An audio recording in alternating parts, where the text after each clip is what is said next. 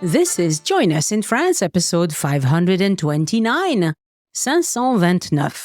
Bonjour, I'm Annie Sargent, and Join Us in France is the podcast where we take a conversational journey through the beauty, culture, and flavors of France.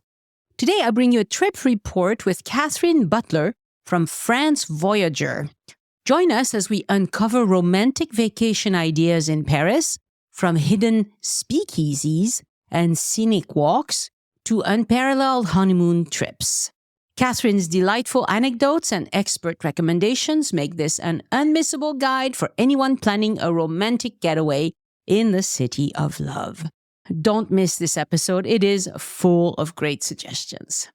This podcast is supported by donors and listeners who buy my tours and services, including my itinerary consult service, my GPS self-guided tours of Paris on the Voice Map app, or take a day trip with me around the southwest of France in my electric car. You can browse all of that on my boutique, joinusinfrance.com/boutique. Patreon supporters get new episodes as soon as they are ready and ad-free. If that sounds good to you, be like them, follow the link in the show notes. For the magazine part of the podcast, after my chat with Katherine today, I'll discuss how to get medical care in Paris and France in general, should you catch the flu, which is going gangbusters right now this January in France, or maybe you have an accident that requires medical care. This question comes up all the time, and there's a phone number you should save in your contacts and a web page you should bookmark.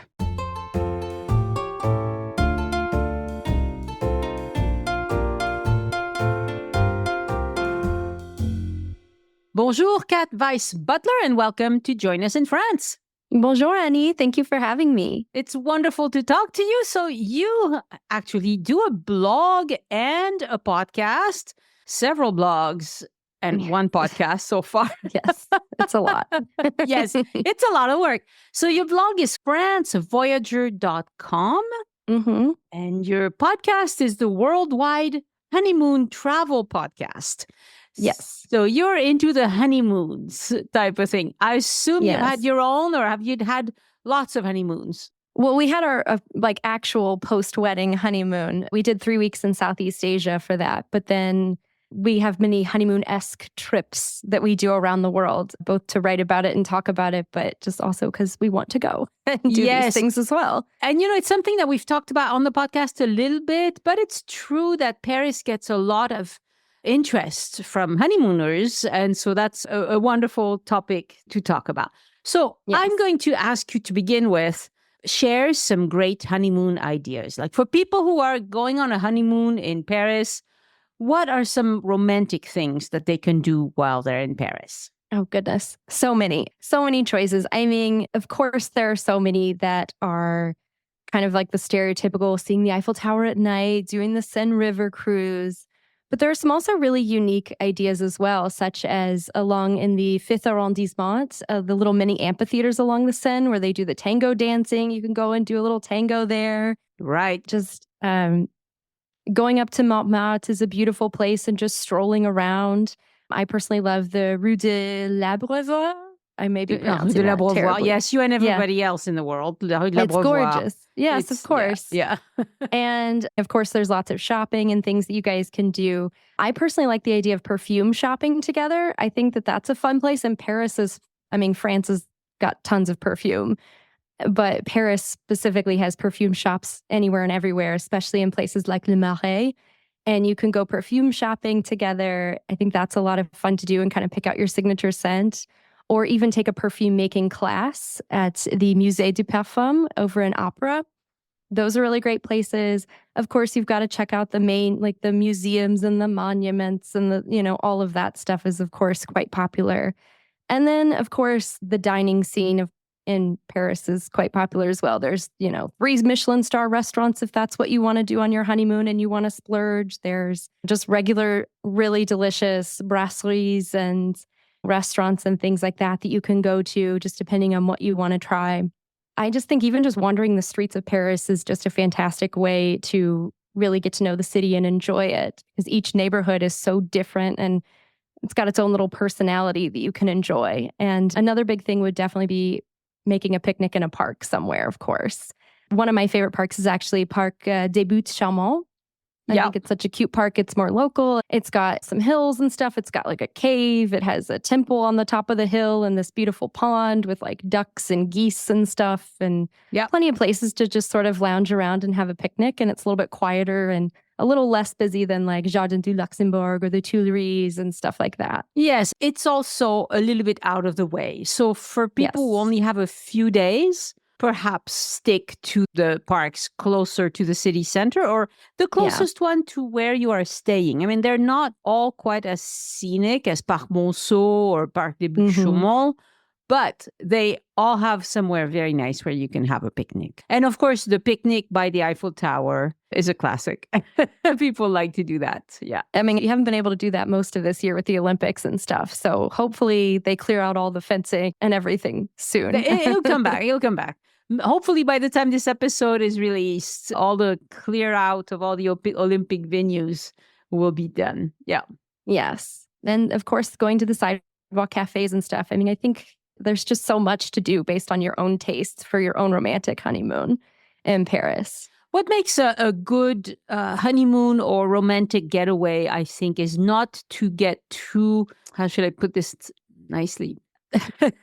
Try not to get too crazy about the list. Yes. When you are in Paris, there are wonderful cafes, restaurants, brasseries, parks, everything else that are going to be really pleasant.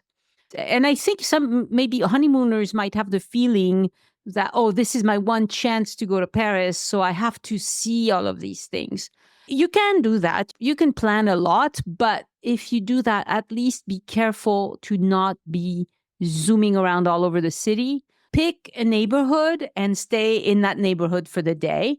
And in that neighborhood, you know, even the neighborhoods that are not like, Montmartre is very popular. There's a lot of people. I wrote a tour of Montmartre.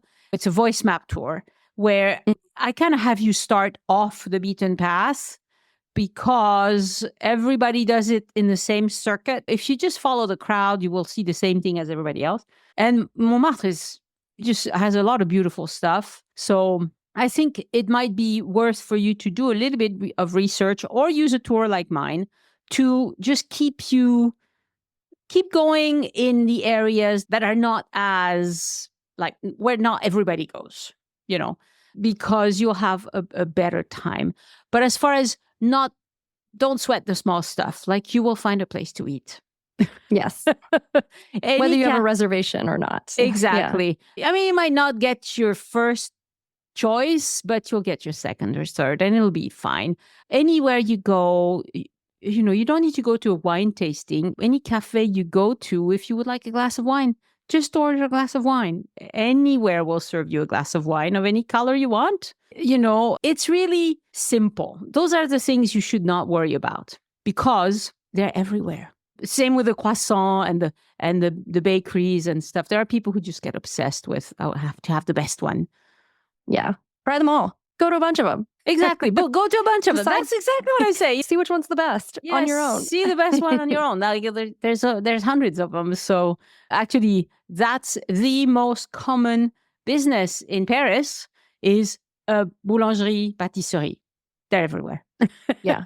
Yeah, truly. That and it feels like a pharmacy is everywhere as well. That's true. Pharmacy, pâtisserie. Yes. That's very true. So in the list you sent me, you mentioned Christmas markets. Of course, if you go in December, Paris has some wonderful Christmas markets. The Grand Boulevard area, so the Galerie Lafayette is a beautiful part of Paris to walk around at Christmas time. Very busy sometimes, but the Printemps store is also beautifully decorated. It's marvelous. And there are a bunch of smaller Christmas markets all over the city, in the parks, you know, things like that. Do you have a favorite that you like to go to? I will actually, if you go out to La Défense, that's a quite fun one. And La Défense is kind of a lesser visited place for tourists because it's the business district. It's got the tall skyscrapers that they push to the edge of the city, you know. And so it's very modern looking. And it does have a modern kind of Arc de Triomphe.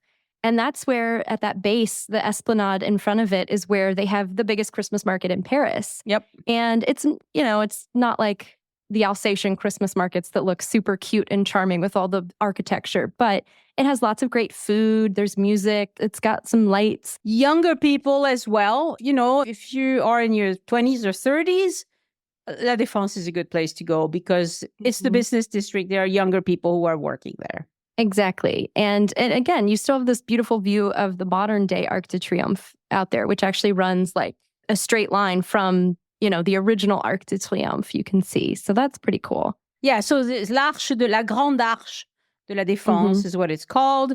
And yes, it is one of the monuments on the Paris historical axis, which includes the Grande Arche, the Arc de Triomphe, the Luxor obelisk, and also the statue of Louis XIV by the Louvre. That's straight line, all of this. Yeah. And they did this because they wanted to show off that they could do a straight line miles away, and now, because this was under Louis XIV that they decided on all of this. And back then it was hard they didn't have GPS, okay? How do you do a straight line over that big distance? They showed off they could do it. And they did it. Yes, and it's still good. Yeah, and then another good one is, of course, in the Tuileries, they have their big Christmas market as well with the Ferris wheel, and there's some rides for kids and stuff, but there's lots of like booths to get like a raclette or a glass of champagne or something like that, which is a lot of fun. You can go and hang out and walk around that Christmas market as well. So those are the two ones that I've been to and enjoyed a lot. The last time I went to Paris around the holidays, I think it was right before the one next to in the Saint-Germain area. That was right before that one opened. That's another one that a lot of people like. And then I think it's on Rue des Abbesses in Montmartre. Yes. There's another Christmas market around there that I really wanted to check out, but it just wasn't open when we were there at the time. Yeah.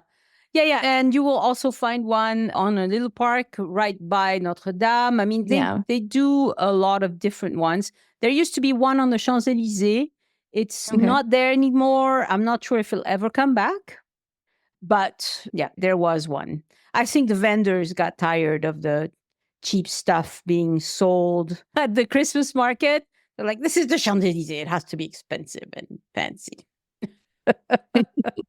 Yes. Yeah. But there are definitely some Christmas markets around the city if you want to come, especially for your honeymoon or just a romantic getaway around the holiday season. Right. But yeah, like you were saying earlier, I think the prettiest part is walking along where the Galeries Lafayette and like the Printemps are. Yeah. I really enjoy going up to the rooftop of Galeries Lafayette around that time of year because then you get this huge view of the city with all the lights. Definitely. Yes. It's just absolutely stunning, especially if you're going around sunset, which is like 4 that time of year. Right. So yes, it's early. Yes, it's early that time of year. So, all of these things that we mention are in different parts of the city. So I don't want you to get the idea that you can go around to all of these things. That's not a good way to do it. If you want to explore the Grand Boulevard area with the Galeries Lafayette, then go to the Opera, which is also in that area. Stay in that area. Don't like view all over. Like you're not a bird. You can't do it that fast. Yeah, you don't want to try to see it all and then not really see anything. Exactly. So you kind of have to take your time in the different arrondissements of Paris. Yes. And you also mentioned for people who visit in June, we have the Fête de la Musique, which is excellent. That's on June 21st every year. Yes. And that is just a sort of a dance the night away sort of celebration of summer thing. And there's lots of music and dancing and stuff. So you can enjoy that as a couple together. Right. And if you want to look for, what advice do you give people who want to look for events, like look for live music, look for things like that? What advice? How do they find it? Well, yeah. There's lots of helpful information out there that list exactly when dates are for things. But I will say for things like the Christmas markets, those are always going to be at the very least, the beginning of December through like before Christmas. Yeah. And then, Fête de la Musique is going to be during summer solstice. So that's when that's going to be. Bastille Day or the Fête Nationale is going to be July 14th. Right. And stuff like that. But other things you'll have to look up. I think it was the Harvest Festival in Montmartre where they have the grapes and the wine and stuff from the one vineyard in Montmartre is going to be released, and they have other events.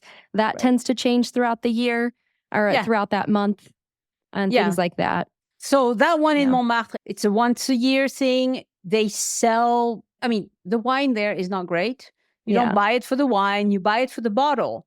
The people are bottle collectors, want one, because they only make maybe 500 bottles, and they are sold at a very high price because it's a charity. It helps. I can't remember. I talked to the vintner. It was a few years ago. I don't remember what he told me it was for, but it's an annual event. It's nothing like normal harvest. It's more like a Disneyland type of harvest. Yeah, because they have other things going on around there too during the festival that they'll have like performances and things like that. Yeah, and some wine tasting. Yeah, it's a festive moment. The places I like to look for live events and things, of course, Google. There's Time Out in Paris. That's pretty good. Paris Secret. I can't remember. Paris Je t'aime.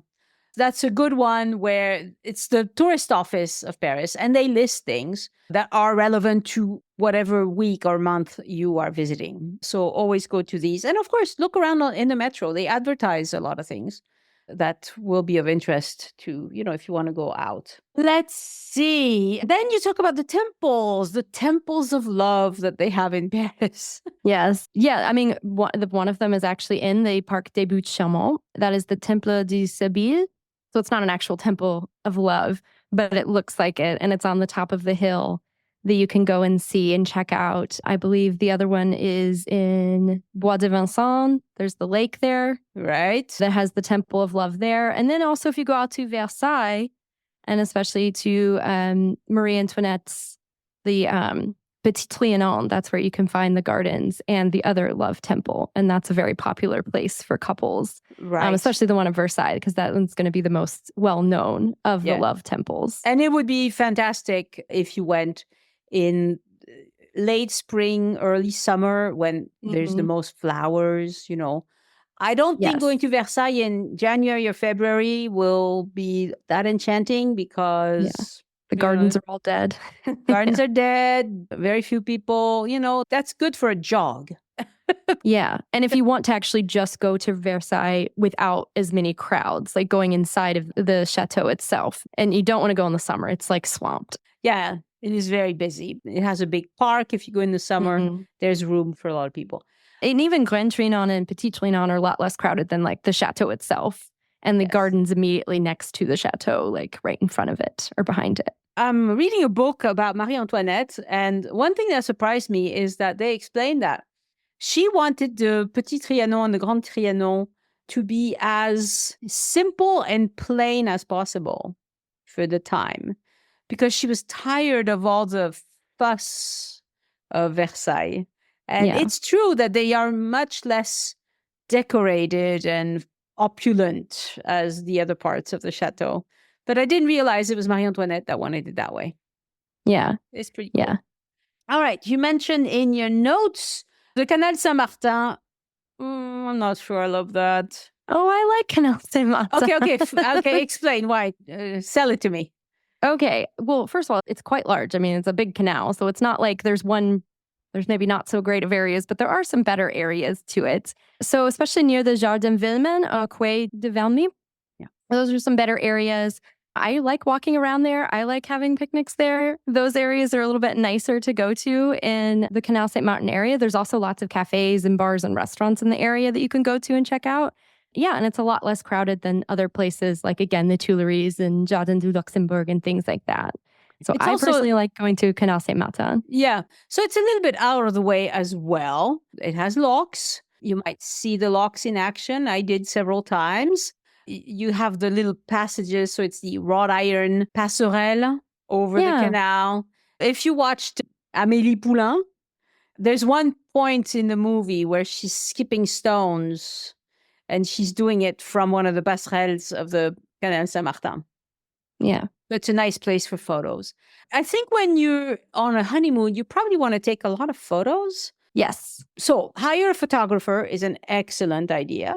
Yes. That way you get actual professional photos that you can have together. I also wouldn't necessarily trust setting up a tripod and taking a photo with your iPhone. there's a lot of pickpockets out there. And I could just see someone quickly, when you're not looking, just run off with that. It's possible. It's possible. Yeah. You know, I wrote a Eiffel Tower tour that includes a lot of the best photo shots around the Eiffel Tower with the Eiffel Tower in the background. And I've spent, 2 weeks going back to the Eiffel Tower every single morning, because I would go early in the morning to go when there were fewer people. And I always ran into professional photographers and couples. And I wrote the tour I can't remember if it was January or February, but it was cold. And the ladies were always frozen. So they always had this big coat that they would take off at the last second to be in their wedding dress. But you have to go early. Yes. Right at sunrise. And it is absolutely gorgeous. I mean, the sunrise by the Eiffel Tower, it's glorious. It's beautiful. If you want to do that without a professional photographer, if you have a selfie stick, bring a selfie stick and something to set it off. A spouse with a long arm. Yeah. That's what we do. With the Eiffel Tower, you need an awfully long arm. That's true. That's very true. I think a selfie stick helps if you're going to try and do that. And then there's a bunch of spots right around. Camoens is one of them. Avenue de Camoens. I can't remember. Or Rue de Camoens. I'm not sure. It's all in my tour, but I don't remember. Yeah, Rue de l'Université. That's a popular L'Université spot. at the bottom. Yeah. Yeah. Yeah. I mean, it's the Eiffel Tower. You can't go wrong with that. But also, if you want really beautiful photos, well, take a tour of the Opera House, for instance, because it is gorgeous in there. Like, it's more beautiful than Versailles because it is newer than Versailles. It's in that same style, but it is opulent and beautiful. And you have this beautiful staircase. You can just pose and do some fun things. Another one that you sent to me is on the Colonne de Buren. So it's a photo of you and your husband on the Colonne de Buren. I like that. Yeah, I think that's a fun photo spot. You see a lot of people on Instagram with those photos, of course, at the columns. But yeah, I think that's a cute spot to take couples photos. My husband and I do that every time we go. We think that's always a lot of fun. Yeah. And I mean, you don't necessarily need to dress up. Like the one that you sent me of the Colonne de Buren. I mean, you dress like everyday dress, but it's lovely. It's lovely. And you can see the columns in the background. So this is near the Louvre. That would be something you do when you're visiting the Louvre area, the Colonne de Buren. Also, you could go, if you are bookish, you could go into the Bibliothèque Nationale de France and take a photo with Bibliothèque Richelieu in the back. It's very cool. Even going to the Louvre, like outside near the pyramid and where some of the fountain areas are, especially do it either early morning or after the Louvre is closed, because then you don't have all the crowds and people and stuff. And you can actually get some really fun angles and poses that look like there's really nobody in there. But I think that's a really cool spot to take photos, of course, as well. And I don't know when you're going to be there, so look at sunrise and sunset time in Paris on those days, because if you show up somewhere to take your photos at sunrise or sunset, depending on where you are exactly, you will have way better photos during the golden hour than any other time of the day. Now, obviously, if you're on a honeymoon, maybe you don't want to get up at 5 a.m. to be in front of the people who go in summer, you have to be there really early because sunrise is really early, but it's worth it because these are photos of your wedding, special. Yeah. And you're right. A lot of people will either come with their wedding dress and take photos, or just wear nice clothes and do that for their honeymoon as well. So yes. Yeah. And from the Pont Bir-Hakeim, this is also near the Eiffel Tower. So on the Pont Bir-Hakeim, you have this beautiful statue that was a gift of, I think, the Dutch to France. It's called France Renaissante or France Renaissance. I'm not sure. It's in my tour of the Eiffel Tower. But from that statue, so you stand in front of the statue and you have the Eiffel Tower behind you. Gorgeous. Yeah. There's so many good Eiffel Tower spots all over the place, like Pont d'Iéna. Pont d'Iéna is as good as, but everybody goes to Pont d'Iéna. But in the morning, I mean, they go everywhere, all these spots now. Now with all these blog posts up, everyone's going to Rue de l'Université used to not be as crowded years ago. Now it's like, I just went a couple months ago and it was just jam-packed with people. I mean, it was the middle of the day, but yeah. Yeah, no, it's true. That's the thing that's kind of sad. Everybody wants to go to the same places. So it's good and it's bad because there are so many beautiful places in Paris. You don't all need to have the photos in the same place. But that's how I feel. Yeah, I was even going to say, when you were talking about the Eiffel Tower and seeing that, I really like seeing the Eiffel Tower from Montmartre, not from the Sacré-Cœur because you can't really see it there. But if you keep walking past to like Square Nedar, keep walking there, or even just there's so many places because Montmartre is on the hill. There's so many little like areas where you can spot. Up. There was one time I remember finishing up dinner and walking out, and there was the Eiffel Tower and it was lit up and it was sparkling because it was on the hour. And I was like, well, this is magical and delightful. And I was not expecting it because I'm up in Montmartre, but because it's up on that hill, you get so many great viewpoints and places where there aren't anybody else looking at the Eiffel Tower. And so that's really cool to go and check out as well. Yeah, that's true. And yes, the Eiffel Tower sparkles on the hour, every hour after sundown. Yeah. So you have to know when sunset is, when you are going. And it sparkles for 5 minutes and then it's off for the rest of the hour until the next hour. Yeah. And I want to say it shuts down at I think most of the year it's like 11:45-ish. And then in the summertime, it's at like 1 o'clock in the morning because the sun doesn't set until like 10. So it really only gets like a few times to sparkle before it's done for the night. Yeah. You mentioned a few cocktail bars that you like. Tell me about those. I never go to cocktail bars, so please tell me about those. I love a good cocktail bar, especially like a speakeasy type bar. I really like Castor Club, and that's sort of in the Odeon area, like the Saint-Germain area. That's a really cute bar. It's just, it's got the dim lighting. They'll make like custom drinks for you. You can order off the menu. They've got some fun music playing in the background. So kind of your classic cocktail bar, but it's sort of a little bit hidden.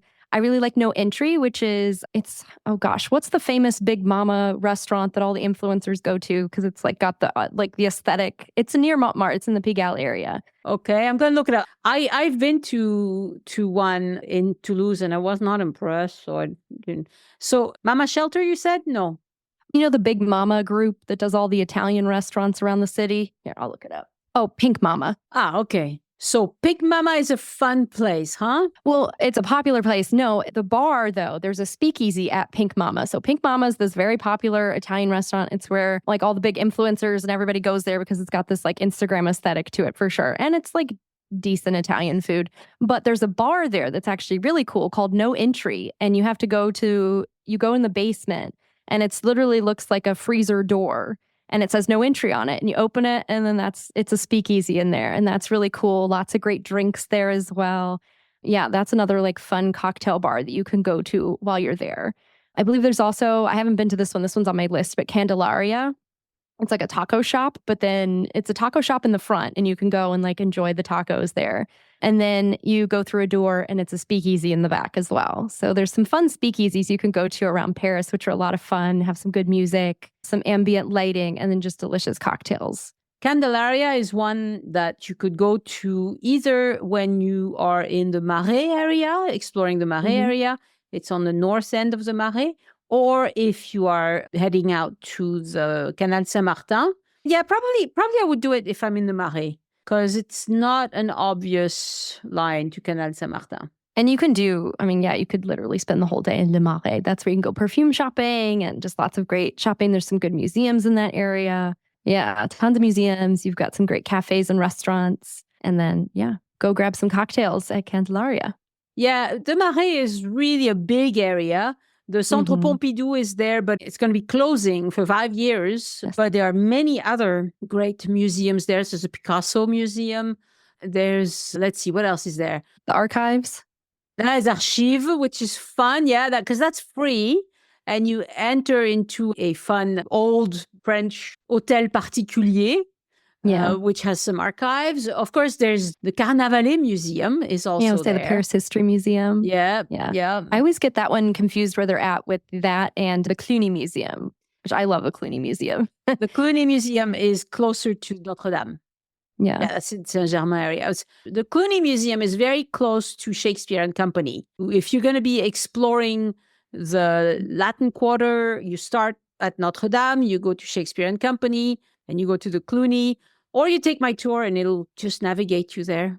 Exactly. Because there's a lot of stops along there. It's a beautiful, beautiful area. You like vintage shopping. I do. Okay, I don't do any of that. So tell me about that. Well, again, in Le Marais, with the great shopping, there's tons of good vintage shopping that you can just kind of pop in and see different vintage shops. They have some that are fancy and have like old, like vintage designer goods if you have that kind of budget, because it's not like they're like dirt cheap $1 Louis Vuitton bags. They're still really expensive, especially because they're vintage. But there's also great places that just have like older clothing that's fun. And I think that's a lot of fun to go vintage shopping. I mean, my husband and I do that here in Cleveland. So yeah, it's a great place to pick up clothes together and try on different things and see what you like. Yep. You mentioned the Marché aux Puces de Saint-Ouen. Yes. I did a whole episode about it. There's some tips on how to get there, not to run into, because Saint-Ouen is not the fanciest area of Paris, right? So let me see. You have to kind of walk through some okay areas. I mean, I don't know. I'm from Cleveland, so I'm just like, I was like, Saint-Ouen was like, it's fine. But yeah, but not everybody's from Cleveland.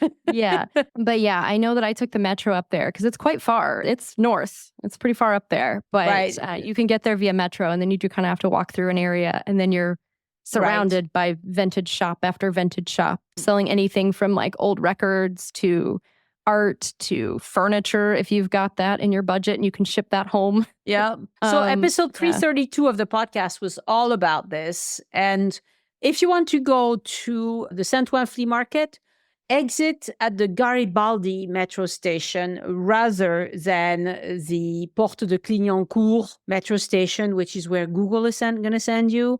So just choose to get off at Garibaldi. It's a much better experience. Also, the Saint-Ouen market is only open Friday nights, Saturday and Sunday, I think. The rest of the week it's closed. Yeah, or it has like limited hours maybe some of the days. Yeah, check the hours. It's a really fun place to go around and walk around, even just to peruse, if you like vintage things. Yeah. Or if you want to pick up a few things. Sure. Yeah, if you have the budget, it's great. This is not a cheap place. I mean, there's some stuff that's not too terribly bad, like if you're going to pick up some old records or some old things like that, postcards, that sort of thing. But then if you're like, oh my gosh, look at this 19th century couch or something. Or vintage mirror or a frame or, things, they cost a lot. They are not cheap. But yeah, that's a cool place to go and wander around together as a couple.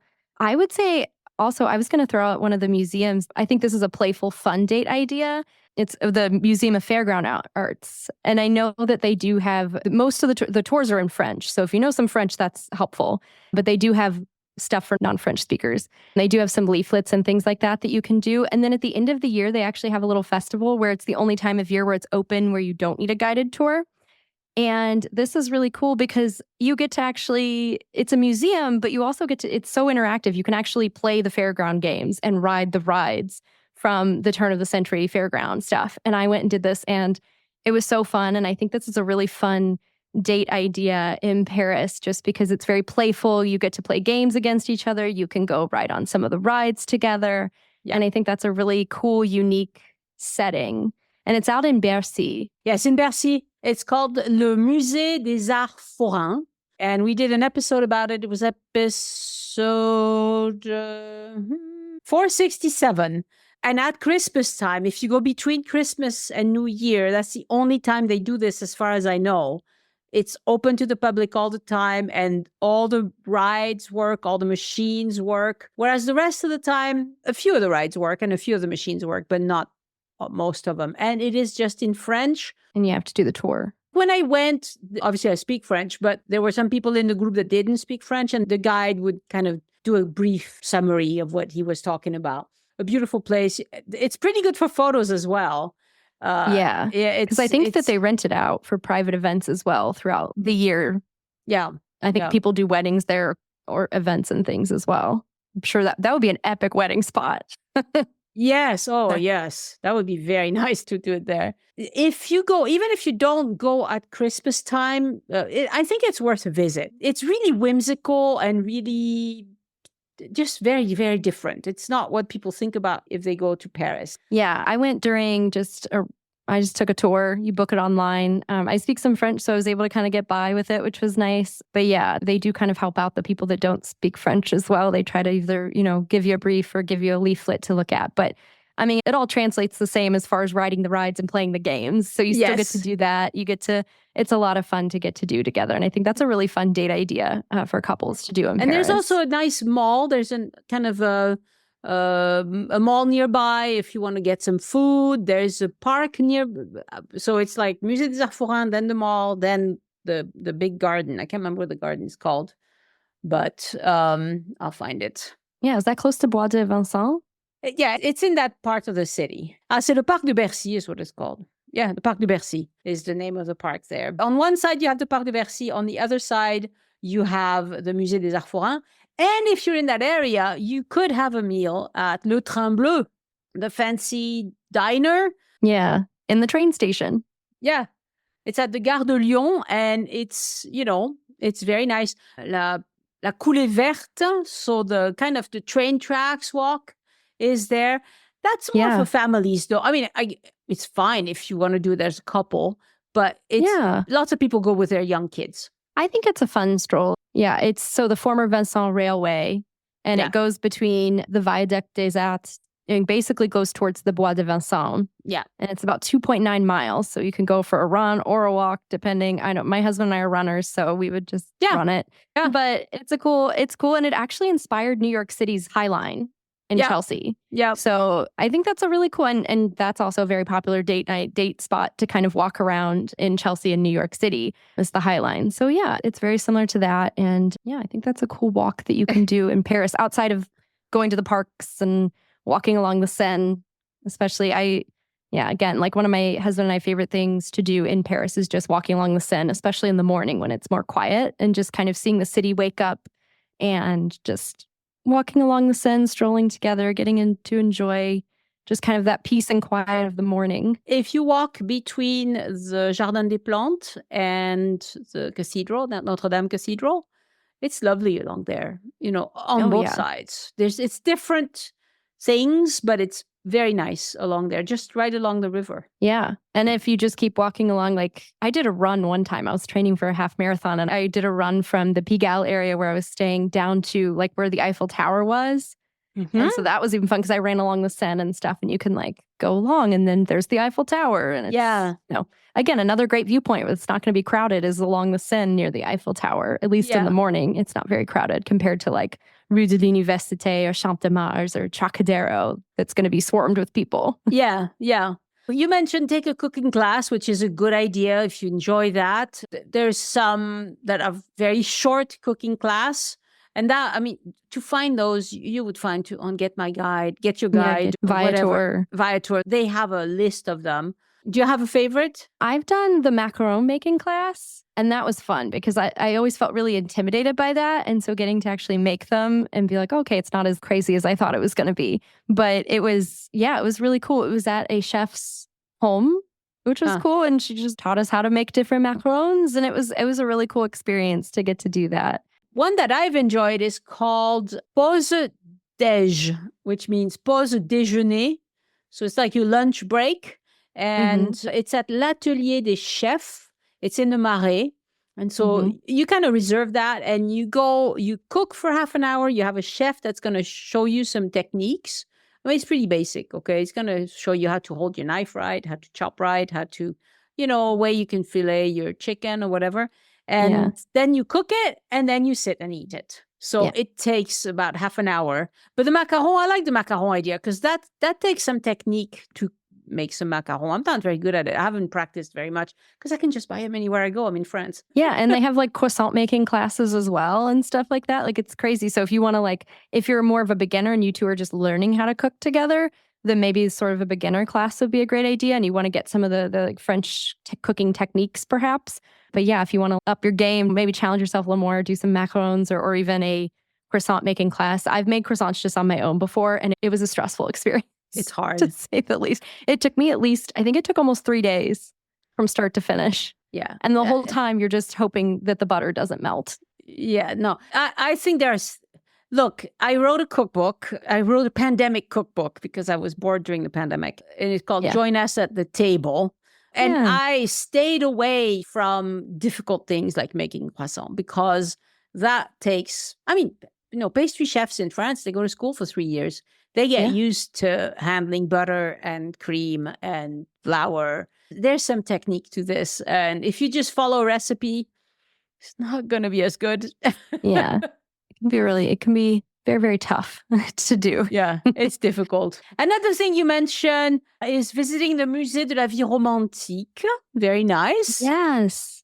And it's not necessarily a museum about romance. It's technically about that time period with romantic painters because it was owned by Ari Scheffer, Dutch artist Ari Scheffer, the house was. And then he has art and he used to host famous, he had like a salon where he hosted like Eugene Delacroix, which is a famous romantic painter and stuff like that.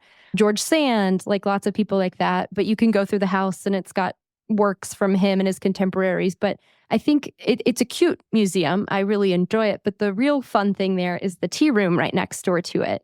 It's in this beautiful courtyard. You can go and have a tea or a coffee and a pastry together. And it's like got little trees and it's just like a peaceful little place in the city to go and check out and just have a nice like quiet afternoon together. We can chat and catch up and have some tea and a pastry and stuff. And definitely check out the museum while you're there as well. It's very nice. But yeah, the tea room is a really lovely spot to go during your time in Paris. So another great place I like to go for a quick drink or tea or something is the Petit Palais. So this is by the Champs-Élysées. It's actually between the Élysée Palace and the river. And it is absolutely stunning. For people who are not into museums, it is free. Most of the exhibits, they sometimes have special exhibits for which you have to pay a little bit.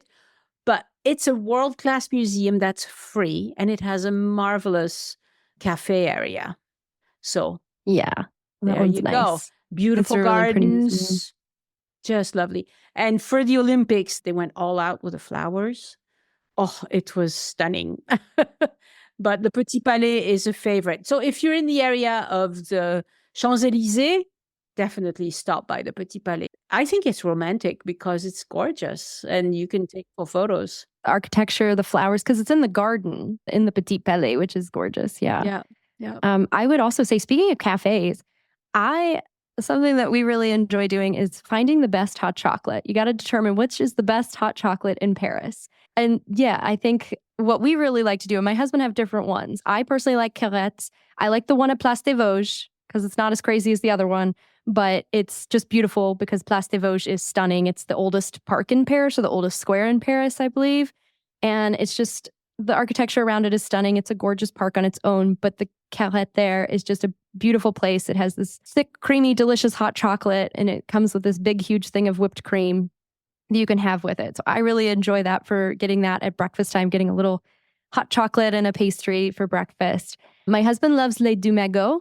So that's a famous literary cafe that's in Saint-Germain. It's gorgeous as well. And he loves the hot chocolate there, the ancient hot chocolate. So we'll try that there. And then, of course, you've got to go to Angelina, which has spots all over, I feel like. But I know there's one close to the Louvre. That's where I went to last time. That's the original location, yes. Yeah, and that is also well known for their hot chocolate as well. So I challenge people to if you want to find the best hot chocolate, why not try them all? Or not try them all. You could do that. Try those and see which one is the best one. And I will say the atmosphere at Les Deux Magots and Carrette are better than Angelina, I would say. And I think their hot chocolates are better, honestly. But agreed. Those are good spots to go and chill and hang out together. Angelina is just way too busy. Too many people. Like you will wait 2 hours just to have a drink. Like, oh, I'm not that motivated. And Les Deux Magots is of course it's quite popular. It's the famous cafes with Hemingway and all of that went there. But the people watching there is just fantastic because it's on that sort of busy boulevard and corner there.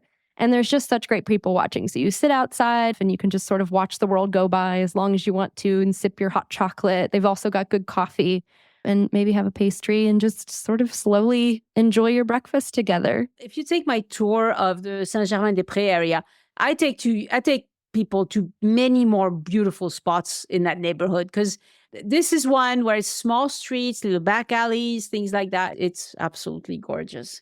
So we've been talking a long time. We have to stop, Kat. But you, in the file you sent me, you mentioned several restaurants that you enjoy.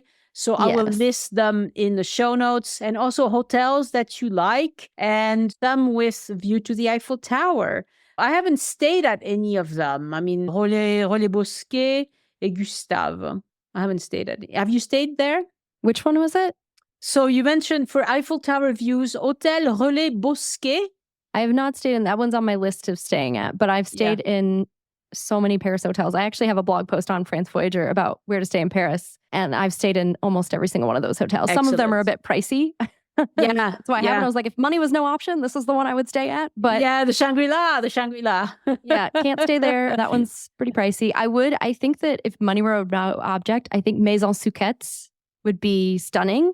It's just got this Arabian Napoleon sort of architecture and has like a hammam and a spa, and it looks just beautiful. Oh. Both, just the interior decorations, the salon and the rooms and stuff. That's a 5-star hotel. That one I'm looking at staying on too. Like, I'm going back to Paris in February, and I was looking at that one. It's like a little bit cheaper in the off season. Sure.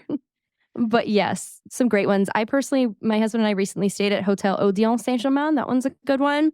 It's actually got quite a lot of space in those rooms, which is sort of like rare in Paris. Yes, very. But it's a cute, cozy room. I also really like Hotel Atmospheres. I've stayed there a lot. I also really like staying there, both with my husband, but also when I travel with my in-laws and my parents, where like their knees aren't so great. So they've got like elevators, they've got the walk-in showers, but also it's a cute hotel. It's in the Latin Quarter, and it has like beautiful views. You can just open your window and see the beautiful views of the boulevard below. Yeah. And then I also really like Hotel Saint-Marc, which is close to the opera area. And that actually, you can rent out the spa, like hammam area privately. So that's a really great spot for a honeymoon if you want just like to spend an hour together. They have a pool area with the jets. They have a hammam steam room, and you can rent that out at the hotel. And they also have beautiful rooms, and it was a stunning bathroom when I stayed there as well. So those are some really good hotels that are also pretty affordable if you don't want to splurge on the 5-star hotels when you're in Paris, because those add up so fast. They're very expensive sometimes. But yeah. Fantastic. So I'll list all of those, and you can also find them on francevoyager.com as well. Yes. Yeah. All right. Well, happy listening to the Worldwide Honeymoon Travel Podcast, everybody. Yeah. And thank you so much for talking to me, Kat. You've been very lovely, and I wish you many, many wonderful trips to France. Oh, thanks. It's been great talking to you too. Merci beaucoup. Merci. Au revoir.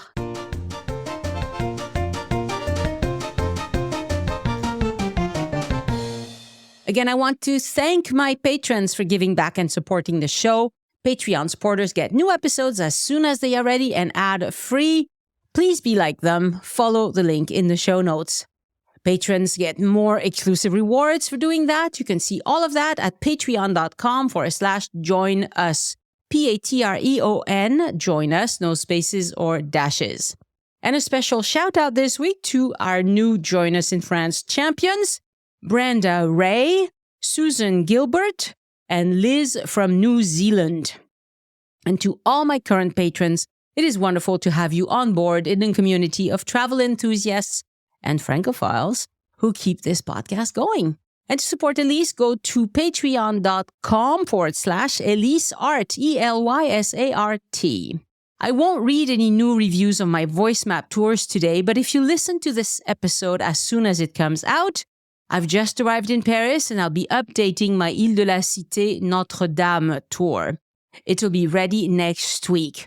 I'll also explore Paris, of course, try new restaurants, go to places I haven't seen yet. It's always fun to spend time in Paris, and my focus is going to be on Notre-Dame de Paris, which I'm really excited about. Podcast listeners, of course, get a big discount for buying these tours from my website directly, joinusinfrance.com/boutique. I am still offering itinerary planning sessions.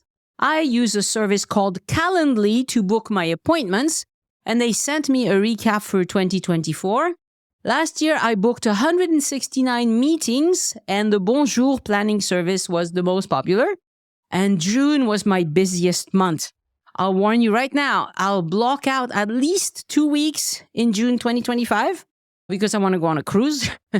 and it's my birthday and my anniversary, and it'll be right after my daughter's wedding and the boot camp, so I'll need some time off. Don't leave it till the last minutes. You can see all the details and how it works or book it at joinusinfrance.com/boutique. And if you're looking for the Amazon affiliate link, go to joinusinfrance.com/Amazon. Okay, let's talk about how to get medical care in France. First of all, the emergency number in Europe is 112, 112. That's the equivalent to the American 911 that everybody knows about because of movies and things like that. So 112 is a Europe-wide number. They can speak English as well as many European languages. 112 is what you call for any emergency. They can get the fire brigade, the police, the ambulance, etc. For medical emergencies only, anywhere from France, you can also dial 15 from any phone. But I'm not sure how that would work from your American cell phone, but it will work from your hotel phone. But that's only for emergency situations. So you can do 112 or 15 if you just need medical stuff. Now, what to do if you're in Paris and you catch the flu or you need to see a doctor for any reason? Paris has a service called SOS Médecin that offers medical emergency services and unscheduled general medical care 24/7 in Paris and in the surrounding departments of the Île-de-France. When you call them, they make an assessment. They may do a house call, they often do that, or recommend that you visit one of their doctor's offices. They have offices in the 3rd, 13th, and 15th arrondissement. To reach them on the phone, you call +33 147 07 7777. So that's 5 sevens in a row. 31147 07 7777. Prices are a little bit higher than regular doctor's visit in France, and you do pay more for a weekend or a night house call, but generally it'll cost you less than 100 euros for the visit. You can book an appointment online as well. Browse to sosmedecins.fr, that's sosmedecins.fr/en, and then it's all in English. I'll put a link in the show notes, of course. What if you're not in Paris? We have other groups doing SOS Médecin type of services. They call themselves SOS Médecin or something of the sort. You can type SOS Médecin and the name of the town where you are in your browser. Many French cities have a service like that. For example, in Toulouse, it's sosmedecin31.org.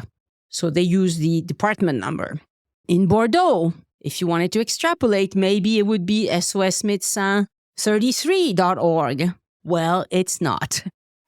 In Bordeaux, it's sosmedecin-bordeaux.com. So they have a .com.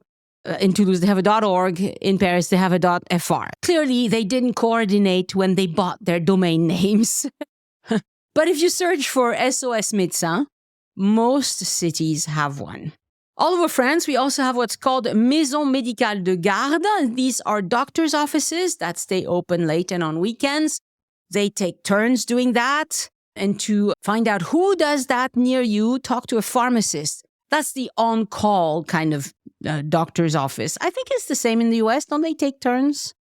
I'm not sure. And anyway, we also have Australia, New Zealand. We have people from all over the world listening to this podcast. But Maison Médicale de Garde is the ones that are going to be open late and on weekends.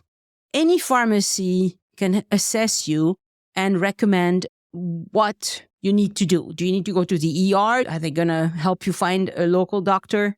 They can recommend something that's appropriate for your need. What if you need a dentist because you broke a tooth or get a sudden dental abscess? That's a little bit trickier. But I suggest you go to the nearest dental office and see if they can patch you up, fit you in between two appointments or something until you get home. I'm sure many dentists would do that. You might have to wait till the next day or something, but hopefully you could get in somewhere. French people make medical appointments using a platform called Doctolib, Doctolib. but that's designed for people who are here long term. Many French doctors on Doctolib do not take any new patients, or they won't give you a first appointment until a month or two later. So it's really not a very good way to find a doctor who can see you today or tomorrow, unless you have a relationship with that doctor. But clearly, if you're just visiting, you don't. So it's not the right way for you. If you're staying in a hotel, they probably know a doctor who can make house calls, talk to the concierge. And of course, you can always go to the emergency room. But I mean, if you're bleeding, maybe yes. If you think you broke something, yes. But if you just have a flu, I don't think the emergency room is the right place for that. Overall, if you're feeling unwell, do see a doctor. Even if you have to pay full price with no insurance, it will be cheap compared to what you would pay in the US.